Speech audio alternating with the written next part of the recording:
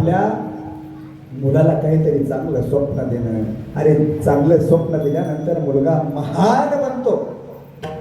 सांगेल आपल्याला अवघ्या 23व्या वर्षी फासावर द्यायचंय भगतसिंगांना.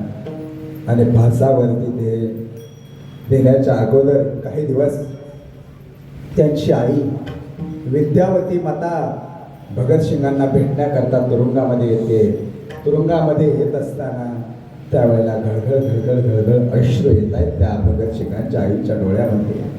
आणि आपल्या आईच्या डोळ्यामधील अश्रू पाहून भगतसिंग बोलतात, हे आई, हे माँ, तू वीरों की माँ है, तू शूरों की माँ है. हे आई, तू वीराची आई आहे, तू शूराची आई आहे. तुझ्या डोळ्यामध्ये कधीही पाणी येणार नाही आई. आणि हे आई, तुझ्या डोळ्यातील अश्रू पाहिल्यानंतर लोक काय म्हणतील, अरे भगतसिंगांची आई घाबरट आहे. हे आई, आजपर्यंत तुझ्याकडे काही मागितलं नाही आई. आजपर्यंत तुझ्याकडे मागितलं नाही, आज तुझ्याकडे हट्ट करतोय हा बाळ. हे आई, मला वचन दे, यापुढे कधीही तुझ्या डोळ्यामध्ये पाणी येणार नाही. मला वचन दे आई. ती विद्यावती देवी आपल्या बाळाला भगतसिंगांना वचन देते, हा बेटा भगत, यापुढे माझ्या डोळ्यामध्ये कधीही पाणी येणार नाही बेटा.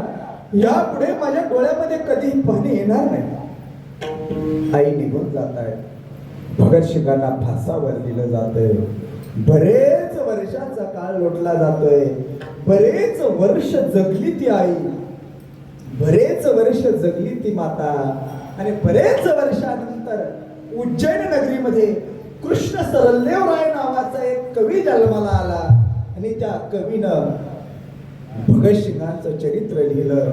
आणि ते चरित्राचं प्रकाशन करण्याकरता त्या विद्यावती देवींना, भगतसिंगांच्या आईला उज्जैन नगरीमध्ये बोलवलं जातंय.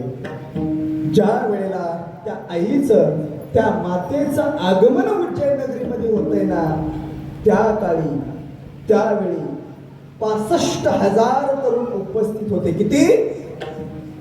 65,000 तरुण त्या माऊलीच्या दर्शनाकरता उपस्थित होते. कारण शूराची आई आहे, वीराची आई आहे. त्याहूनही आश्चर्याची गोष्ट सांगेल आपल्याला, ज्या वेळेला आगमन झालं ना त्या माऊलीचं त्या उज्जैन नगरीमध्ये, त्यावेळेला 3 ट्रक हार त्या माऊलीच्या गळ्यामध्ये घातले गेले. मोजले ना ते हार, 3 ट्रक भरल्या त्या हाराने. 3 ट्रक हार त्या माऊलीच्या गळ्यामध्ये घातले गेले. त्याहूनही आश्चर्याची गोष्ट सांगेल आपल्याला, त्याहूनही आश्चर्याची गोष्ट सांगेल आपल्याला. पंचक्रोशीमध्ये जेवढी लहान लहान मुलं होती ना, तेवढी कोणी 2 वर्षाचा मुलगा असेल, कोणी 5 वर्षाचा मुलगा असेल, कोणी 6 महिन्याचं बाळ असेल, त्या पंचक्रोशीतल्या सर्व आयांनी आपली बाळं आपल्या कडेवरती घेतलेली आहेत. आणि त्या भगतसिंगांच्या आईच्या दर्शनाकरता उपस्थित आहे. त्याहूनही आश्चर्याची गोष्ट, सगळ्या आयांनी, त्या सगळ्या मातेंनी त्या पोलिसांचं कडं तोडलेलं आहे. आणि आपली बाळं त्या भगतसिंगांच्या आईच्या चरणावरती घालतायत. कारण शूराची आई आहे, वीराची आई आहे.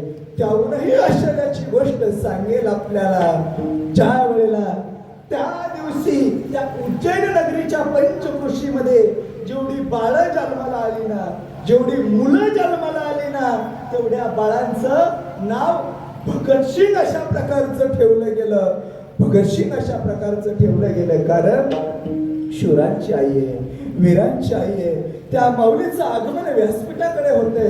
व्यासपीठाकडे आल्यानंतर तो अथांग जनसमुदाय ती पाहते आई, ती पाहते माता.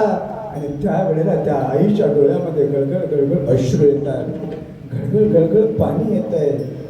त्यावेळेला ती आई म्हणते, कौन कहता है मेरा भगत मर गया? अरे कोण म्हणतं माझा भगत मेला? नाही, माझा भगत जिवंत आहे. आणि तो माझा भगत तुमच्या प्रत्येकाच्या अंतःकरणामध्ये आहे, प्रत्येकाच्या अंतःकरणामध्ये. सर्वांना वंदन करते ती आई, ती माता. आणि ज्या कवीनं त्या भगतसिंगांचं चरित्र लिहिलं होतं ना, त्या कवीला उद्देशून बोलते, बेटा तू माझ्या मुलाचं, माझ्या पोटी जन्माला आलेल्या बाळाचं चरित्र लिहिलंस. मला खूप आनंद वाटला बाळा. परंतु माझ्या बाळाच्याही अगोदर, माझ्या भगतसिंग सुखदेव राजगुरूच्याही अगोदर एका बाळाचं बलिदान या भूमीमधून झालंय. त्यांचं नाव चंद्रशेखर आझाद आहे बेटा. त्या बाळाचं बलिदान माझ्या मुलाच्या अगोदर झालेलं आहे. म्हणून मी तुला आज्ञा करते, माझ्या पोटी जन्माला जरी आला असेल ना भगत, त्या भगतच्या चरित्राचं मी प्रकाशन करणार नाही बाळा.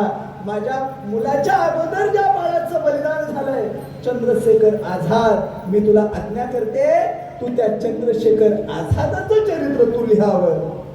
एखादी सामान्य आई जर असते ना, ती म्हटली असते, माझ्या पोटी जन्माला आलेला मुलगा आहे, माझ्या पोटी जन्माला आलेला बाळ आहे भगत, त्याचं चरित्र लिहिलं जातंय. परंतु ती सामान्य आई नव्हती, ती सामान्य माता नव्हती. त्यावेळेला त्या आईनं भगतसिंगाच्या चरित्राचं प्रकाशन केलं नाही. ज्या वेळेला चंद्रशेखर आझादांचं चरित्र लिहिलं गेलं काही दिवसांनी, त्यावेळेला त्या आईनं त्या चरित्राचं प्रकाशन केलं. म्हणून मला सांगायचंय, आई अशा प्रकारची असावी, माता अशा प्रकारची असावी. आपल्या बाळांना काहीतरी स्वप्न द्यावं आणि देशभक्ती करता, राष्ट्रधर्मा करता उभं करावं. विठ्ठला